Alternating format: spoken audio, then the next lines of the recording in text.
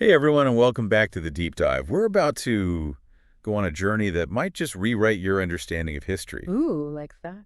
So imagine this. Right. It's Black History Month 1987 at the University of Alabama in Birmingham. Yeah, picture the energy, the excitement of Black Yeah. History Month right in the heart of Alabama, a place with a history deeply intertwined with the narrative of race and equality in America. Exactly. And we're diving into a recording of a discussion between two powerful voices. Okay. Dr. Ben-Jochannan, a renowned African anthropologist, and Dr. George Simmons, a respected professor. Fascinating. They're tackling a question that I think a lot of us have pondered at some point. Mm.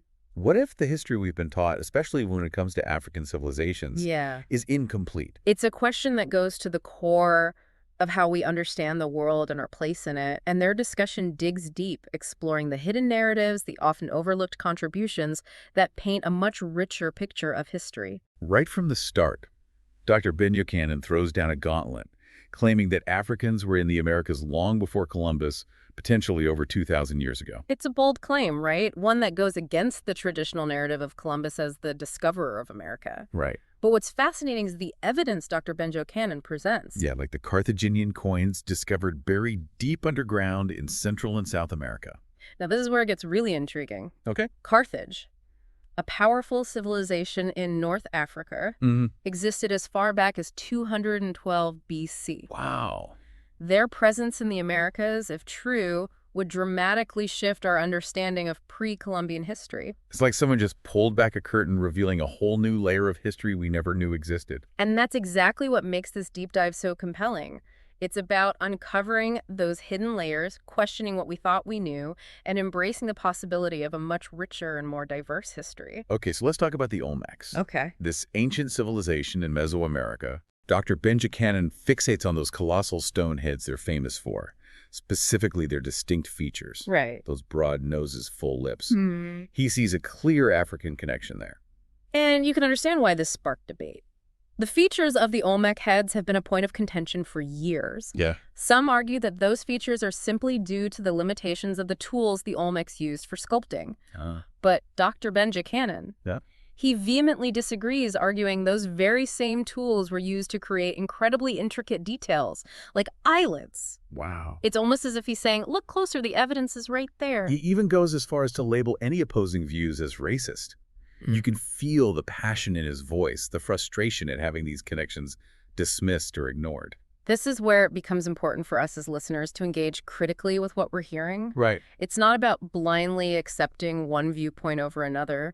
It's about considering the evidence, understanding the different perspectives, and forming our own informed opinions.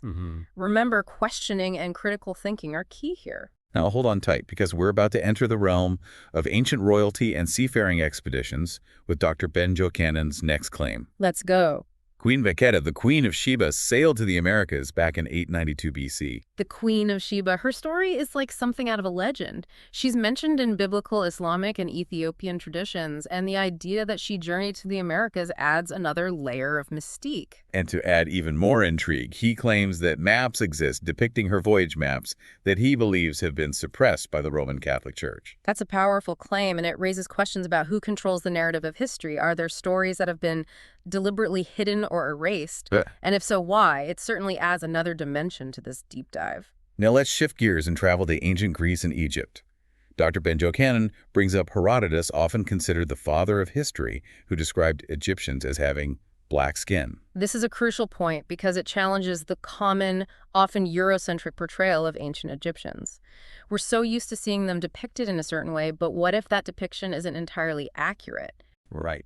What if the Egyptians we see represented today aren't representative of the original inhabitants of the region? He goes on to explain that the Egyptians we see today are actually descendants of conquerors, Interesting. specifically mentioning the Arabs who arrived in 640 AD and the Hyksos who came even earlier in 1675 BC. It's important to remember that history is not static. Cultures evolve, populations shift, and the people who inhabit a land today may not be the same people who lived there centuries ago. And get this, they even suggest that iconic Greek philosophers, Homer, Plato, Socrates, received their education in Egypt. Whoa, that's a mind-blowing thought, isn't it?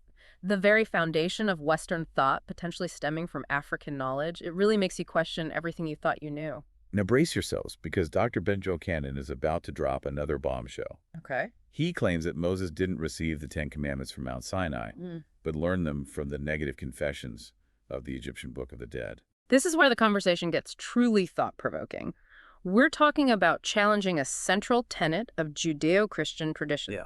What Dr. Ben-Jochannan is suggesting is that a core moral code, one that has shaped Western civilization, may have originated in Africa. He points to the 42 laws of these negative confessions inscribed in temples like the Grand Lodge of Luxor, Yes. all predating Moses. Okay. He's suggesting that Moses essentially extracted 10 laws from this pre-existing African code. Think about the implications of that. It completely flips the script on a story we've heard countless times. It challenges us to consider the possibility that what we often view as unique or original might actually have roots in older, less familiar traditions. Next, we move into the realm of religious imagery. Dr. Ben-Jochannan shows a picture of Pope Pius XII praying to a Black Madonna and child. The Black Madonna is a fascinating figure. Her image appears across various cultures and time periods, and her significance has been interpreted in many ways. He highlights the existence of Black Madonnas throughout history and argues that the original depictions of Jesus and many important saints were Black. Interesting. He even uses St. Peter, the first pope, as an example. This is a powerful challenge to the dominant imagery we're accustomed to seeing in Christianity. Right. It makes you question, why have certain images become more prevalent than others? How have depictions of these figures evolved over time? And what does that tell us about the way history has been presented? Then Dr. Ben-Jochannan and Dr. Simmons tackle the misconception that Christianity was the only religion of African people. It's important to remember that Africa has a rich tapestry of spiritual traditions, many of which predate Christianity. Yeah. It's not about replacing one belief system with another. It's about recognizing the diversity and depth of spiritual thought that has always existed in Africa. They emphasize the long history and complexity of African religions, such as the worship of Ptah in ancient Egypt and the Yoruba religion, which continues to thrive today. These religions have intricate belief systems, rich rituals, and deep connections to nature and community. They offer a different lens through which to understand spirituality and the human search for meaning. They argue that major religions, Christianity, Judaism, Islam, borrowed heavily from African spiritual systems. It's a perspective that challenges the Eurocentric view of religious history and encourages us to explore the diverse roots of faith and belief. They're really emphasizing the importance of doing your own research. Yeah, absolutely. Thinking critically and not just accepting what you're told. Dr. Ben-Jochannan even shares his own experience of being fired for challenging conventional wisdom, only to be vindicated by later discoveries. Wow. It's a testament to the courage it takes to question established narratives and to trust your own intuition and research. It's a powerful reminder that knowledge is a journey, not a destination. Right. We should always be questioning, learning, and evolving in our understanding of the world. It's about having the intellectual curiosity to dig deeper, to go beyond the surface, and to uncover the hidden stories that have shaped our world. They bring up a point that I think is really interesting and maybe even surprising to some people. Okay. Dr. Ben-Jochannan reminds us that many who identify as Black in the United States are ultimately of African descent. It's about recognizing that shared heritage, that connection to a vast and diverse continent that has contributed so much to human history and culture. He emphasizes that regardless of how many generations have passed or how mixed one's ancestry might be, Right. that connection to Africa remains a powerful force, something to be acknowledged and celebrated. It's a reminder that identity is complex and multifaceted, shaped by both geography and history, and that understanding our roots can be a source of strength and inspiration. Now, they don't shy away from the fact that these views can be controversial. Right. Dr. Simmons shares an anecdote about a Black woman who reacted negatively to his ideas, Yeah. especially the concept of a Black Jesus. It highlights the sensitivity of these discussions and the fact that challenging deeply held beliefs can evoke strong emotions. It's a reminder that these conversations require empathy, respect, and a willingness to listen to different perspectives. They acknowledge that questioning established narratives can be uncomfortable and even lead to conflict. Absolutely. But they also emphasize that it's through these difficult conversations that we can grow and learn. It's about moving beyond a black and white view of history and embracing the nuances, the complexities, and the multiple perspectives that make up the human story. Dr. Ben-Jochannan responds to this pushback in his characteristically bold style, Hmm. saying that new knowledge is often met with resistance and that challenging long-held beliefs can be a jarring experience. He compares it to the shock one might feel upon discovering an unpleasant truth about someone they admire. It's a reminder that growth and understanding often involve questioning what we think we know and being open to new perspectives even when they challenge our comfort zones. Okay, so let's talk about the Bible. They spend some time discussing the historical context of religious texts. Yeah. Dr. Ben-Jochannan reminds us that there are countless versions and interpretations of the Bible, and the one most commonly used, the King James Version, Right. was commissioned by King James and translated by 47 men he selected. This raises important questions about the role of translation and interpretation in shaping our understanding of religious texts. Yeah. A translation is not necessarily a direct factual representation of the original text. It's filtered through the lens of the translator's understanding their biases and the cultural context of the time. He even says that those 47 men essentially wrote God's words, highlighting the human element involved in shaping religious doctrine. It's a bold statement, but it challenges us to think critically about the sources of our beliefs and to acknowledge the role of human interpretation in shaping religious understanding. Then he drops a real bombshell, Okay. revealing a passage that was present in the Bible until the 6th century AD, a passage that attributed negative characteristics to the descendants of Canaan, including blackness and a predisposition to undesirable behaviors. It's a stark reminder of how religious texts have been used to justify racism and oppression throughout history. Yeah. The passage is still present in some versions of the Bible, such as the Mormon Bible and the Calvinist Bible, highlighting the persistence of harmful ideas even within sacred traditions. They argue that this passage was likely removed from more commonly used versions of the Bible when it became inconvenient to uphold such blatant racist views. It's a reminder that religious texts are not static. Their interpretations and even their content have changed over time, often in response to social and political pressures. They emphasize that this passage is a clear example of how religious beliefs can be used to support oppressive systems, and that blindly accepting what's presented in religious texts without critical examination can be dangerous. It's a call for a more informed and critical engagement with religion, one that recognizes the power of belief systems to both liberate and oppress. They point out the irony of Black people sending missionaries to Africa when the Coptic Church in Africa is older than the Roman Church. It's a reminder that history is often told from a Eurocentric perspective, and that we need to challenge those narratives and seek out alternative viewpoints. They're frustrated with the continued reliance on narratives like the one presented in Alex Haley's Roots, which they believe offers a fictionalized and inaccurate portrayal of history. It's important to remember that storytelling, while powerful, can sometimes oversimplify or romanticize complex historical events. It's crucial to approach historical narratives critically and to seek out multiple perspectives and sources of information. They emphasize that true freedom comes from liberating the mind, and that clinging to inaccurate or incomplete narratives can prevent us from fully understanding our history and our place in the world. It's about embracing the power of critical thinking, questioning what we're told, and seeking out knowledge from diverse sources. They shift the conversation to the idea of religion and belief in God. Dr. Ben-Jochannan, in his usual straightforward manner, challenges the assumption that belief in God automatically equates to morality. He's essentially saying that belief itself is not a guarantee of good behavior.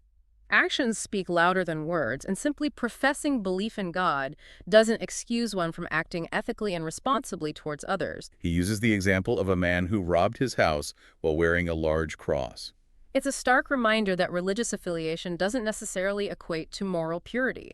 We can't judge individuals based solely on their religious beliefs. He goes on to say that even the Ku Klux Klan, a group notorious for its racist and violent acts, claimed to be acting in the name of Jesus. This is a challenging but crucial point. It forces us to confront the uncomfortable reality that religious beliefs have been used to justify some of the most horrific acts in human history. Dr. Simmons adds to this by pointing out that many Black churches in America have adopted European religious practices and traditions, often at the expense of their own African heritage. It's a reflection of the impact of colonialism and slavery on the religious practices of African Americans. European traditions were imposed upon them, often leading to a disconnect from their own cultural and spiritual roots. He questions why Black churches would sing hymns from Scotland or Germany instead of embracing their own rich musical traditions. It's a call for cultural reclamation and a celebration of the diversity of spiritual expression. It's about honoring one's heritage and finding spiritual meaning in traditions that are authentic to one's own cultural experience. They both emphasize that religion can be a powerful force for good, Right. but it can also be used to manipulate and control people. They urge listeners to be discerning. It's about being critical consumers of religious messages and being wary of those who use religion for personal gain or to justify oppression. They encourage critical thinking and independent research when it comes to matters of faith, arguing that true spirituality comes from a deep understanding of oneself and one's connection to the divine, not from blind adherence to dogma or authority. It's about having a personal and meaningful relationship with spirituality, one that goes beyond simply following rules and rituals. Now, this is where Dr. Ben-Jochannan gets really direct. Okay. He addresses the issue of black preachers and how religion is often used as a business rather than a genuine expression of faith. He's calling out the hypocrisy that he sees within organized religion, particularly when it comes to the exploitation of Black communities. He doesn't hold back, saying that if people stop paying black preachers tomorrow, most of them would disappear because they're in it for the money, not for the spiritual well-being of their congregations. It's a harsh critique, but it raises important questions about the commodification of religion and the ways in which some religious leaders prioritize personal wealth and power over the needs of their followers. He criticizes the practice of tithing, arguing that many preachers use it as a way to enrich themselves while their congregations struggle financially. It's a reminder that we need to be aware of the power dynamics that exist within religious institutions and the ways in which those in positions of authority can abuse their power for personal gain. He points out the irony of black people giving their hard-earned money to churches that often preach messages of subservience and acceptance of oppression, while the preachers themselves live lavish lifestyles. It's a call for a more conscious and critical approach to religious giving. We need to ask ourselves, who are we supporting with our donations? And are those institutions truly aligned with our values and beliefs? Now, prepare to have some of those classic Christmas images challenged. Okay. They start talking about the upcoming Christmas season and the common imagery associated with it, Yes. particularly the depiction of baby Jesus. They're deconstructing the imagery we've come to associate with the Christmas story, highlighting the inconsistencies and cultural biases embedded within it. Dr. Ben-Jochannan points out the absurdity of depicting baby Jesus wrapped in swaddling clothes in the middle of the desert where temperatures can soar. He's using logic and common sense to challenge depiction that's often presented as a factual representation of the nativity scene. And then there's the image of snow on the roof of the manger, further emphasizing the disconnect between traditional imagery and the reality of the geographical location. It's a reminder that these images have been created to fit a European cultural context and don't accurately reflect the environment in which the biblical story is set. They argue that these images have become so ingrained in our minds through repetition that we rarely stop to question their accuracy or the cultural biases they reflect. It's a call to be more critical consumers of visual information, especially when it comes to topics as sensitive as religion and cultural identity. They suggest that these depictions aren't just inaccurate, but also contribute to a Eurocentric view of Christianity, erasing the African context of the story. It's about advocating for a more authentic and culturally sensitive representation of religious narratives, one that acknowledges the diversity of human experience and challenges the dominance of Eurocentric imagery. They then shift their focus to the story of the three wise men, pointing out that one of them is traditionally depicted as black, representing Africa. They're highlighting the inherent diversity within the biblical narrative itself and challenging the tendency to whitewash religious imagery. They argue that if one of the wise men was indeed from Africa, it stands to reason that baby Jesus, who was born in the same region, would also have been of African descent. It's a powerful challenge to the dominant depiction of Jesus as a white European. It's about reclaiming the African roots of the Christian story. And then they bring up the story of the angel instructing Mary to flee to Egypt with baby Jesus to escape Herod. Imagine the scene, a white baby Jesus being hidden among black children in Africa. It further highlights the absurdity of the traditional imagery. If we're to take the story literally, it would make more sense for Jesus to have been of African descent, as he would have blended in seamlessly with the local population. It's about using the biblical narrative itself to challenge the whitewashing of religious imagery. Now they start talking about the idea of discovery, and specifically how Europeans claim to have discovered lands that were already inhabited by indigenous people. It's about challenging that Eurocentric narrative that often portrays European exploration as a benevolent endeavor, ignoring the violence, exploitation, and displacement that often accompanied it.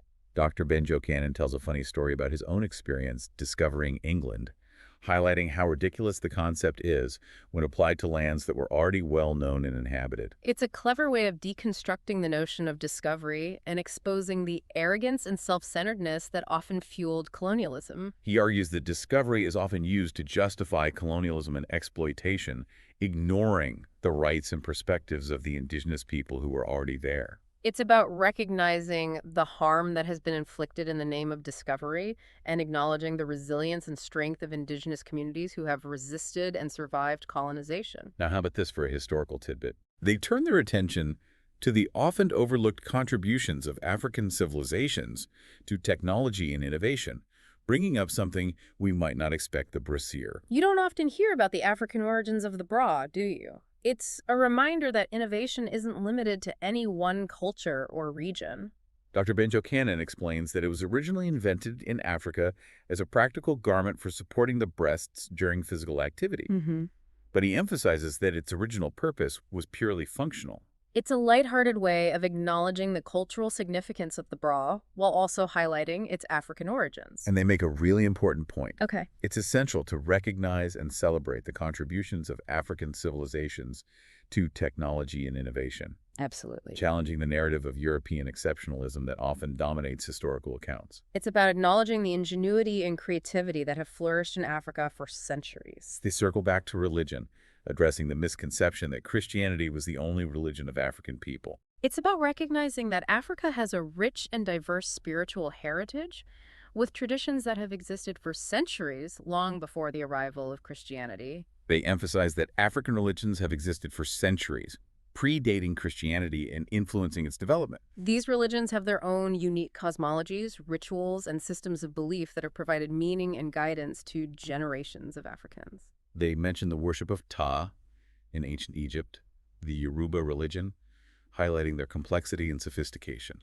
These are just a few examples of the many vibrant and diverse spiritual traditions that have flourished in Africa. And they remind us that Christianity, Judaism, and Islam all borrowed heavily from African spiritual systems, challenging the idea of European religious superiority. It's about recognizing the interconnectedness of different belief systems and acknowledging the contributions of African spiritual thought to the development of major world religions. They encourage listeners to explore the diversity of African religions, to learn about their beliefs and practices, and to challenge the Eurocentric narrative that often dominates discussions of religion and spirituality. It's about expanding our understanding of religion and embracing a more inclusive and nuanced view of spiritual expression.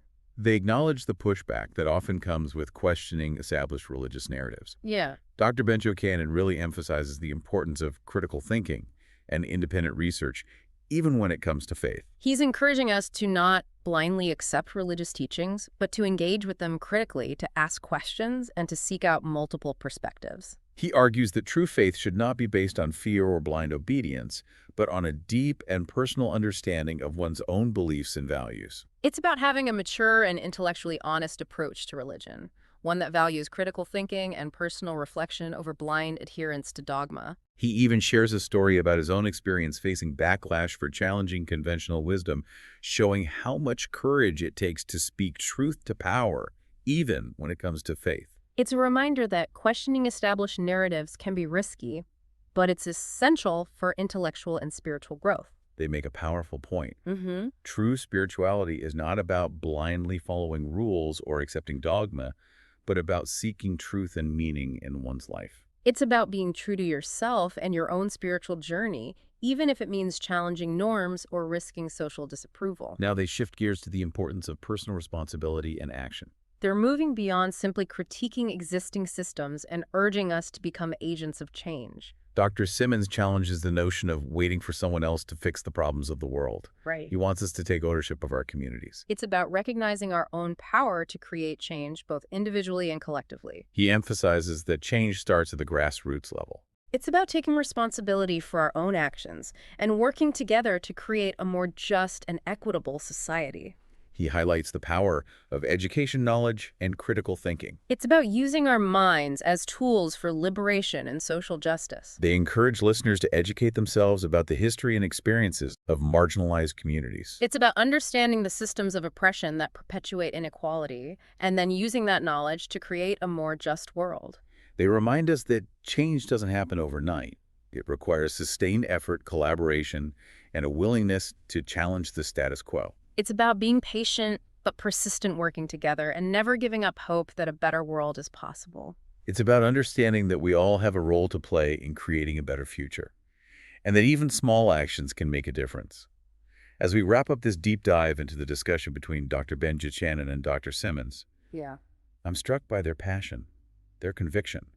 They've really given us a lot to think about. They've challenged so many of the conventional narratives, the stories we've been told about history, about religion, about culture. Right. They've encouraged us to question, to dig deeper, to see the world through a different lens. They've taken us from those Carthaginian coins in the Americas to the African origins of the Ten Commandments and so much more. It's clear that understanding the true history of Africa and its contributions to the world isn't just about filling in some missing pieces.